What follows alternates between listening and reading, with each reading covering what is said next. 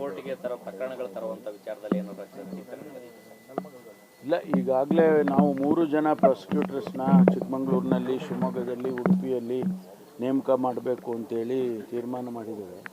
ಯಾಕೆಂದರೆ ಆದಷ್ಟು ಶೀಘ್ರವಾಗಿ ಅವರ ಕೇಸಸ್ಗಳೆಲ್ಲ ಬಗೆಹರಿಬೇಕು ಅಂತ. ಅದನ್ನೇ ಅವರು ಕಂಡೀಷನ್ ಹಾಕಿದರು, ಸರೆಂಡರ್ ಆಗುವಂಥ ಸಂದರ್ಭದಲ್ಲಿ ಕಂಡೀಷನ್ ಹಾಕಿದರು. ಈಗ ಪ್ರಾಸಿಕ್ಯೂಟ್ರನ್ನ ನೇಮಕ ಮಾಡಿ ಬೇಗ ಸ್ಪೀಡಪ್ ಮಾಡಿಬಿಟ್ಟು ಅದನ್ನು ಮಾಡಬೇಕು ಅಂತೇಳಿ ನಿನ್ನೆ ಚರ್ಚೆ ಮಾಡಿದ್ದೇವೆ. ಅದಕ್ಕಾಗಿ ನಿನ್ನೆ ದಿವಸ ಮುಖ್ಯಮಂತ್ರಿಗಳು ಆದೇಶ ಕೊಟ್ಟಿದ್ದಾರೆ. ಈಗ 3 ಜನ ಪ್ರಾಸಿಕ್ಯೂಟರ್ಸ್ನ ನೇಮಕ ಮಾಡ್ತೀವಿ. ಅವರು ಅಲ್ಲೇ ಅಪಿಯರ್ ಆಗಿ ಆದಷ್ಟು ಬೇಗ ಅದನ್ನು ಕೇಸ್ಗಳನ್ನು ವಿತ್ಡ್ರಾ ಮಾಡ್ತಕ್ಕಂಥ ಕೆಲಸ ಮಾಡಬೇಕು.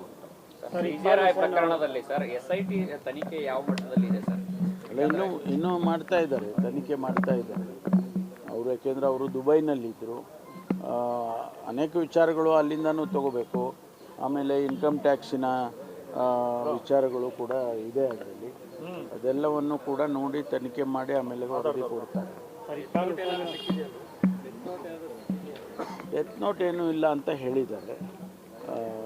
ಡೈರಿಗಳು ಅದು ಇದು ಎಲ್ಲ ಅವರು ತಗೊಂಡಿದ್ದಾರೆ ಅಂತ ಹೇಳಿದರು.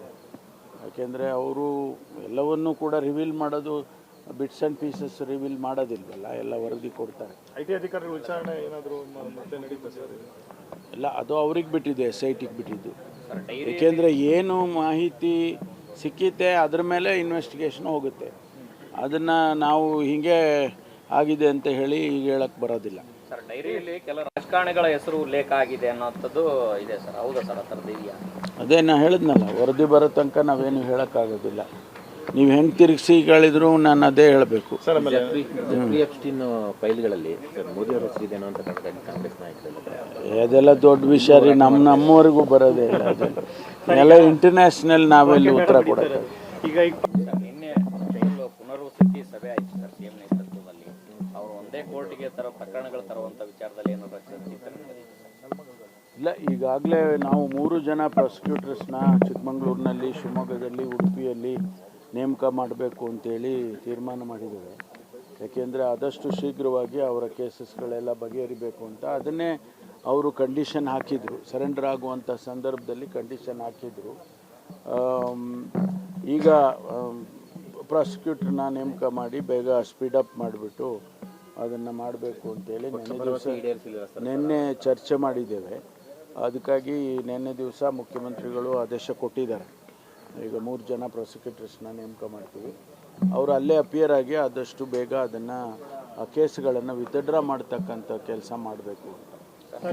ಪ್ರಕರಣದಲ್ಲಿ ಸರ್ SIT ತನಿಖೆ ಯಾವ ಮಟ್ಟದಲ್ಲಿ ಇದೆ ಸರ್? ಅಲ್ಲ, ಇನ್ನೂ ಮಾಡ್ತಾ ಇದ್ದಾರೆ, ತನಿಖೆ ಮಾಡ್ತಾ ಇದ್ದಾರೆ ಅವರು. ಯಾಕೆಂದರೆ ಅವರು ದುಬೈನಲ್ಲಿದ್ದರು.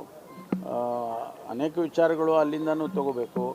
ಆಮೇಲೆ ಇನ್ಕಮ್ ಟ್ಯಾಕ್ಸಿನ ವಿಚಾರಗಳು ಕೂಡ ಇದೆ ಅದರಲ್ಲಿ.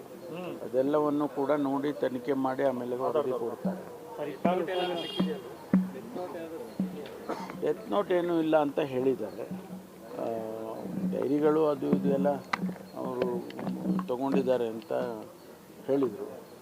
ಯಾಕೆಂದರೆ ಅವರು ಎಲ್ಲವನ್ನೂ ಕೂಡ ರಿವೀಲ್ ಮಾಡೋದು, ಬಿಟ್ಸ್ ಆ್ಯಂಡ್ ಪೀಸಸ್ ರಿವೀಲ್ ಮಾಡೋದಿಲ್ವಲ್ಲ, ಎಲ್ಲ ವರದಿ ಕೊಡ್ತಾರೆ. IT ಅಧಿಕಾರಿಗಳ ವಿಚಾರಣೆ ಏನಾದರೂ ಮತ್ತೆ ನಡೀತಾ ಸರ್? ಇಲ್ಲ, ಅದು ಅವ್ರಿಗೆ ಬಿಟ್ಟಿದೆ, SITಗೆ ಬಿಟ್ಟಿದ್ದು. ಏಕೆಂದರೆ ಏನು ಮಾಹಿತಿ ಸಿಕ್ಕಿತೆ ಅದ್ರ ಮೇಲೆ ಇನ್ವೆಸ್ಟಿಗೇಷನ್ ಹೋಗುತ್ತೆ.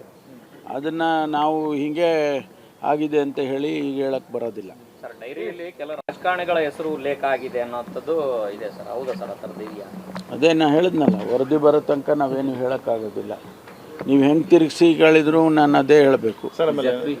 ಎಪ್ಸ್ಟೀನ್ ಫೈಲ್ಗಳಲ್ಲಿ ಮೋದಿ ಅವರ ಹೆಸರಿದೇನೋ ಅಂತ ಕಾಂಗ್ರೆಸ್ ನಾಯಕರು ಅದೆಲ್ಲ ದೊಡ್ಡ ವಿಷಯ ರೀ. ನಮ್ಮವರೆಗೂ ಬರೋದೇ ಇಲ್ಲ. ಅದೆಲ್ಲ ಇಂಟರ್ನ್ಯಾಷನಲ್ ನಾವೆಲ್ಲಿ ಉತ್ತರ ಕೊಡೋದು. ಈಗ